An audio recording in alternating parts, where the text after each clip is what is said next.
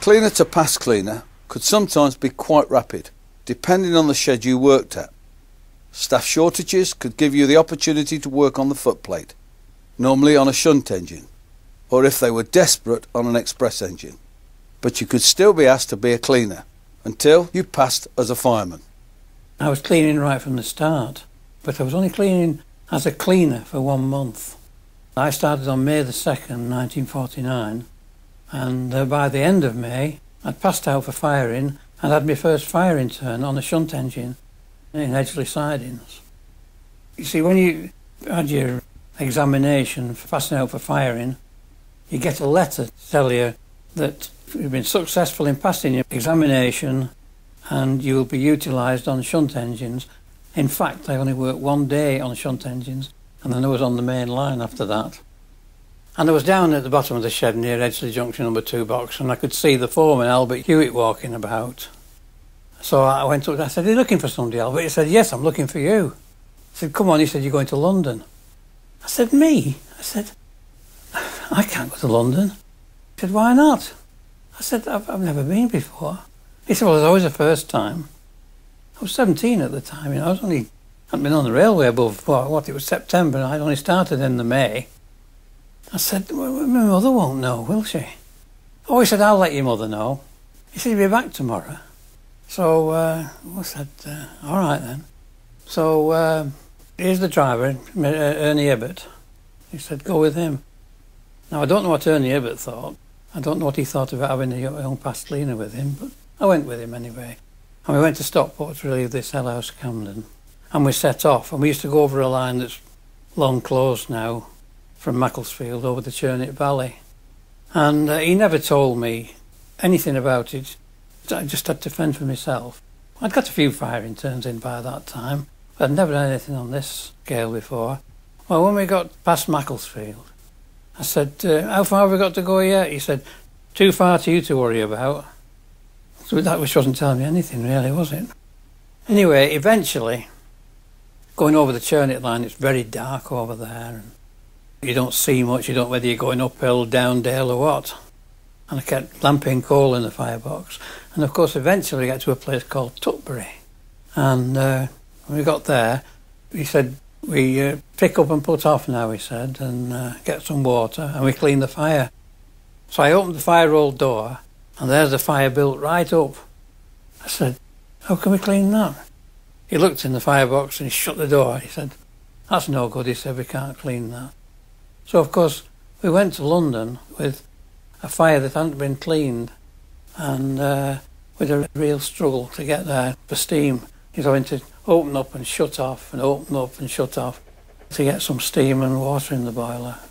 I think we arrived about 1 hour and 56 minutes late.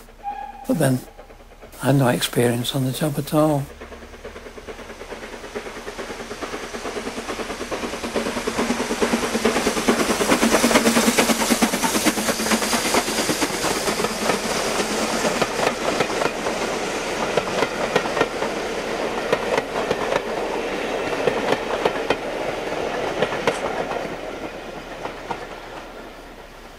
I can remember it as if it was yesterday. Foreman said, "You've got a firing turn tomorrow, 10:43 on. Middle turn, Peak Forest, Upper Banker," which of course I thought was great. So I booked on the following morning to find that I'd got the most temperamental, loopy driver one could ever imagine. He was unbelievable.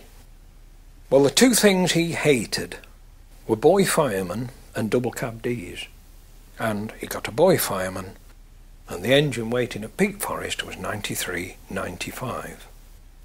Before we got on board, we walked up the field, going through Fairfield Churchyard, with the other set of men going for the trip engine.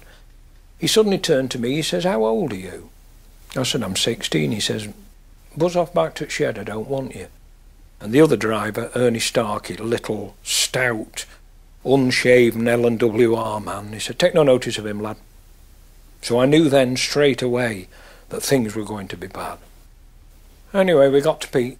The two engines were up the yard, coupled together. We'd no sooner got on board than the dummy came off, the Northwich men were waiting for us at Tunstead, and the trip engine came down with us. They were going to bring a trip of lime up from Tunstead to Peak. Had I been more proficient, I would have known it was time to get some coal on, to get things going. Well, of course, I'd never been in Tunstead sidings before. So it was only when we were going up towards the back of the train, I put some coal on, got it blowing off, and we whistled up and set off. Well, of course, 93-95 was a worn-out old thing, a dreadful thing, really, and I overfired it. And down came the steam, till we finished up at Peak Forest with about £100. And he was doing his fruit. We went across the road at Peak Forest North and headed back to Tunstead. Anyway, the fireman on the other tripper, Gordon Mellor, came across to me and he said, "Have you had it rough, lad?" I said, "Dreadful." I could have sat and cried. He looked in the box. "Oh," I says, "you've overdone it. Just go out of the way," he says. So he got the paddle down, and he carefully paddled all this great mass of fire that was under the arch back level. Now he says, "Listen to me." He says, "Don't touch this fire until you're going out of Tunstead sidings onto the main line." He says, "Give it 3 down each side before you go into the tunnel and put your injector on." So he got off like, and the nutcase came back and they said, "Right, next hoppers are ready for you." So we went behind them and he whistled up. Well, of course, he was livid then. Well, he thrashed that engine, which was the absolute best thing he could have done, because I got a box full of well-burnt through fire. Well, it never came off the mark. So when we got going up the neck out of the sidings, I put a round on. She started to blow off. Well, that upset him even more. Now, unknown to us, the driver of the first hoppers had stopped at Chinley North Junction for signals, and he'd gone to the box and he reported to the control that the banker hadn't pushed. He'd had a struggle. Well, the banker hadn't got any steam to push, you see. So the signalman at Great Rocks had been informed by control, "Will you just see whether the bank engine's pushing?" Anyway, we were, you see, and of course I put a round on approaching Great Rocks and she blew off again. So got up to Peak North and they stopped us at Peak South box with the red 'un.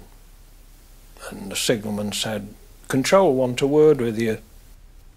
So the driver went right, and I could see his hands going in the box. He was furious. And what had happened was the control asked him why he didn't push on the first trip. And he said, "I've got no steam." And the control says, "Don't tell us that." He says, "The signalman at Great Rocks on the last trip said the engine was blowing up, going past the box." So he got on board and he was so savage, he opened the regulator and she became hydraulic. Well, it's a good job the peg was off, and it was a good job there was a bit of clear railroad to Great Rocks, because boy did she go. And of course, once they became hydraulic a D, tender first always was in back gear, it was always the worst for hydraulicing. She absolutely flew. Well, he got it in forward gear. He was absolutely in a lather, he was. Anyway, we went on the turntable at Great Rocks, filled the tank, and the other engine was there, the tripper, and he come to me, Gordon Mellor did, and he said, "How do you get on?" I said, "We didn't do bad at all," you know. But it went on like that all day, and I never forgot that with that man. But that was my first firing turn, and that was 93-95, the Preserve D. I could have handed me notice in, had it not been for the support of the other crew. The most dreadful day of my life.